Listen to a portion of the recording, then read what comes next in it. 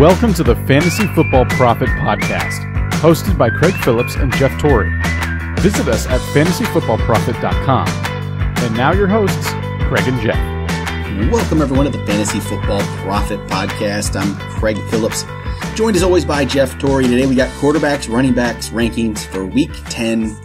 This is going to be an interesting list. Not really sure where we're going to go with this, where Jeff's going with this. We don't go over this ahead of time, which I always kind of find more interesting, Jeff. I don't know about you. I kind of like not knowing what the other's doing here. Yeah. It's kind of interesting, and we end up having the same ranks half the time. So, but before we get into that, make sure you guys go check us out on Twitter, at the FF Prophet. Go to Instagram, we're Fantasy Football Prophet on there. And the website's fantasyfootballprophet.com. That's where you can find the full rankings all week. They'll be all up there, and they'll change possibly as the week goes on, as we know more about players. And maybe Zeke's suspended. Maybe he's not. We don't know. We don't know what's going to happen on this one. That's not going to, the schedule, the court, it's not until like Thursday, so that could change. So let's start off quarterbacks. Jeff, where'd you go number one this week? Number one, I got to go with Dak. I figured you might go Dak. I did not. He's my number two. I'm guessing you want Russell? Russell Wilson. Yeah. He's the greatest quarterback of all time. Yeah, and He's been doing amazing. So has Prescott. And basically what it came down to is I was like, Arizona, they haven't been that great, but I don't know why. Russell just, the first half of every game, he looks like crap. and then he pulls out these giant, massive point games. So I'm going to go a little more tried and true on the Dak Prescott. I feel like he's been good. Yeah, he's been really good. He really is. He's been good. And then I went Tom Brady, number 3. Going against Denver. I'm not as concerned anymore, really, about Denver. They have the potential to be good, but I have a feeling, I kind of think what's going on is this team is so bad offensively, it's just kind of ruined the morale of the team in a way. The defense is just, I don't know, they're not as focused, maybe you could say, something like that. I don't know if that's what it is. But they don't worry me, and it's Tom Brady. So then I rounded out my top 5 with Cam Newton and Drew Brees. I hate that I put Cam Newton up here again. This is what he does to me. Couple good weeks, whatever. He does some running. The reason I have him up here is the running. He's running the ball a lot. And that's why he's up there for me. It's just, if he runs the ball, he's going to be good. And plus, I don't like a lot of these other options, which happens a lot. But that's what it is. It's Cam Newton's running ability, and that's why I'm putting him up here. I don't know. What are you thinking? Yeah, I don't blame you. I have Tommy Brady at number 3, Matthew Stafford at number 4. So I have our boy from Detroit. They're playing pretty well. I like the way he's playing with both Tate and Jones at the moment. Plus, he's going against Cleveland. Yep. And then I do have Cam Newton rounding out my top 5. Once again, it's exactly what you said. I wish I could bury him, but he's been playing pretty good. Yeah, and he's going to, one of these weeks he will hurt you, and it'll be a bad week like he does, but there's enough running there to usually make it worthwhile. I put Stafford 6. He's been decent. He's not really lit the world on fire this year, but it's a good matchup. And he's good enough. If they can just score touchdowns, he'll be good. And against Pittsburgh, they threw the ball over the place. They just couldn't get in the end zone. So hopefully we'll see something more from him in that game. I'll round out my top 10. Matt Ryan at 7, Jared Goff at 8, Roethlisberger 9, and Tyrod Taylor goes number 10 for me. So I feel you have a couple other guys in there that I don't, but you'd be surprised. So I have Drew Brees at number 6. I have McCown at 7. Yep. Goff at 8. And then Roethlisberger at 9. And then I rounded out with Matty Ice, Matt Ryan. All right. Who has just been okay this year. But yeah, it's a weird one to predict because I never thought in my wildest dreams I would have McCown and Goff in my top 10 together. Yeah, I thought about McCown there too. Tampa's been poor against the pass. Really so bad. He's my 11th, so it's not like I'm far off on him, just put him 11th. And Kirk Cousins is 12, but going against that Minnesota defense scares me. That actually scares me a little bit more than other teams right now. So I have Kirk Cousins at number 12 as well because of the Minnesota. And he's been kind of a little up and down. Yep. And yeah, he has been a little up and down. So, I mean, he's more matchup based to me than some of the other quarterbacks. He will fluctuate more on matchups than other guys. Well, some guys I don't really worry about. Like, I'm not worried about Russell Wilson, Dak Prescott against matchups too much, unless it's like you had some amazing defense out there, which I don't think we have. Maybe Jacksonville. Yeah, Jacksonville. They scare me a little bit more. And that's why I have Phillip Rivers all the way down at 15th. Yeah, I put him 17th. Yep. Yeah, so I have him at 15th, but because Jacksonville is the real deal when it comes to defense. They really are. I think that's the only one I can say this year that feels like it is that. So he's down there 17 for me. What about Jay Cutler? Did you buy into last week at all? A bit. I have him 16th. Okay, I have him 14th. Yeah, Carolina's pretty good defense. Yeah, and I need to see one more week, but in my head trying to figure out why he did so much better last week, I'm wondering if because they did get rid of Ajayi, and now they're going to lean on the pass a little more, trying to figure out what they're going to do with Devontae Parker. So they're going to let him air it out a bit. That is probably wishful thinking on my part, but at the same time, his numbers stood out compared to what he's done the past 8 games before that.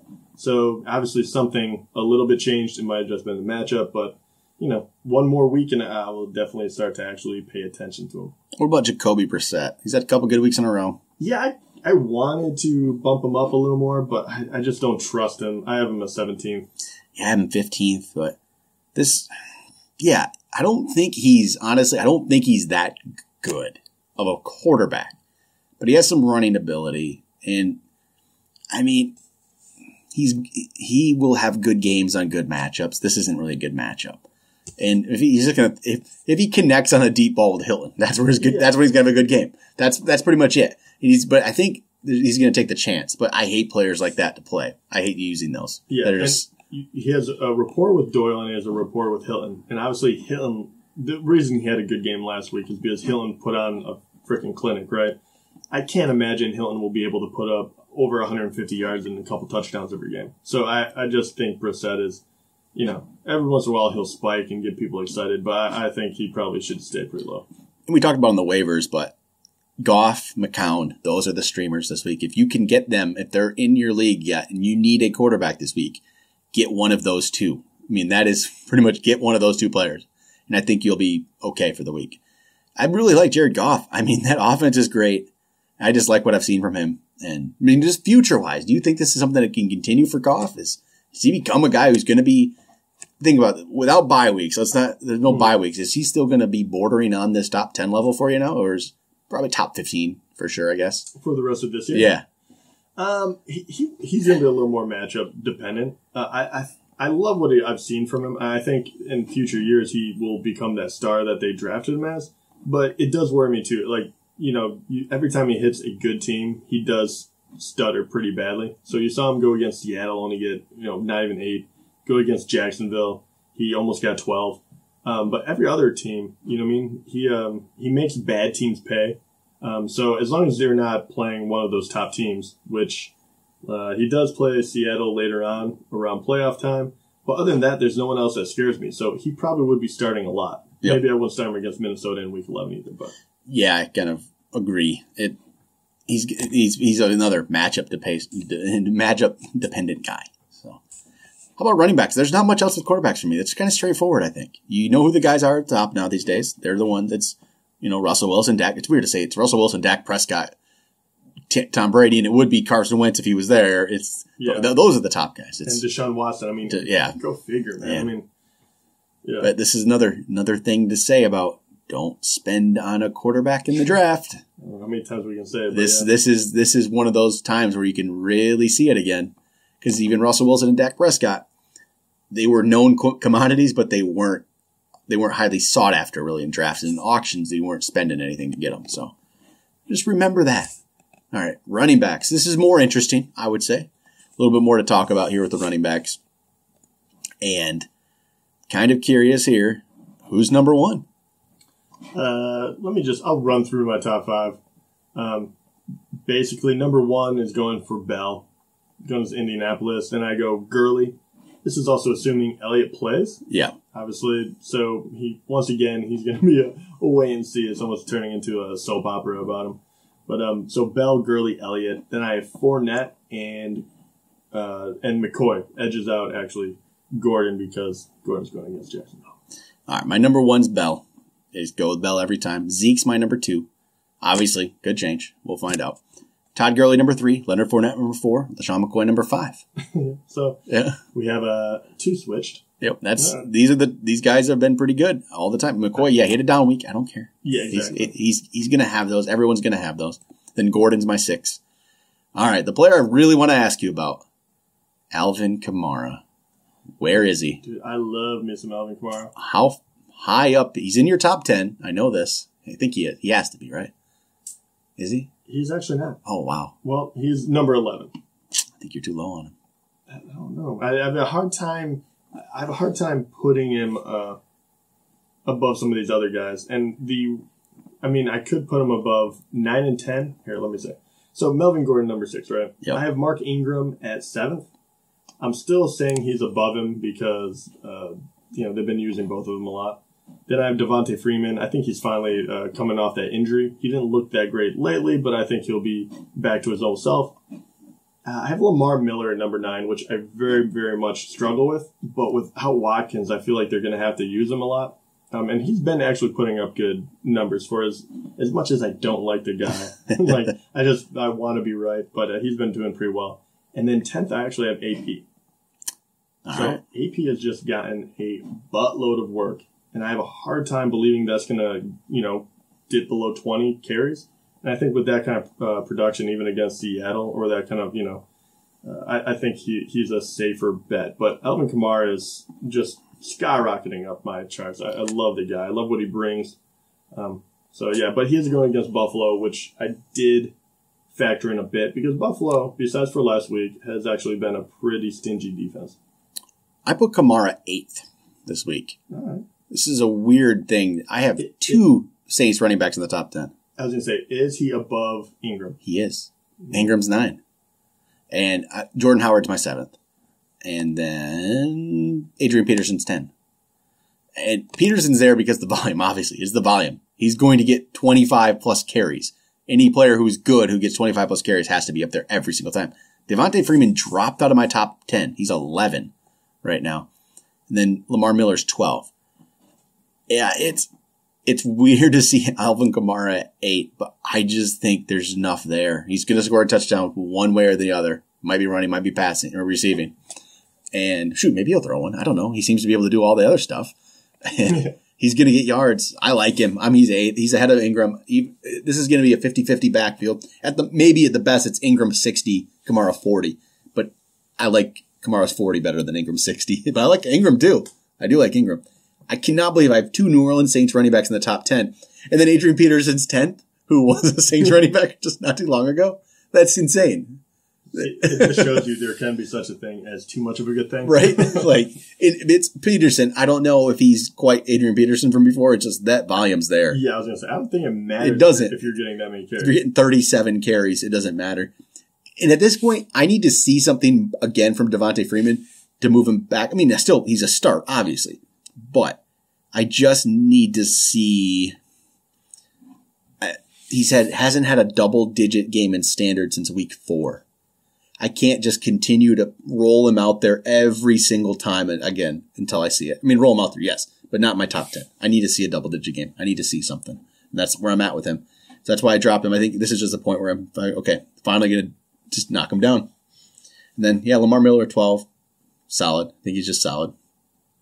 Some other guys. What about McCaffrey? Did you move him up at all after seeing some rushing from him last week? I did. I mean, I have him at 15. So do I. Okay, I was going to say, that's moving him up for me. I don't know where that is for other people. But it was very good to see him succeed in that role, not just catching a few passes here and there. Yep. So, I liked it. And, the people he jumped over, it's like DeMarco Murray, which is 17th for me.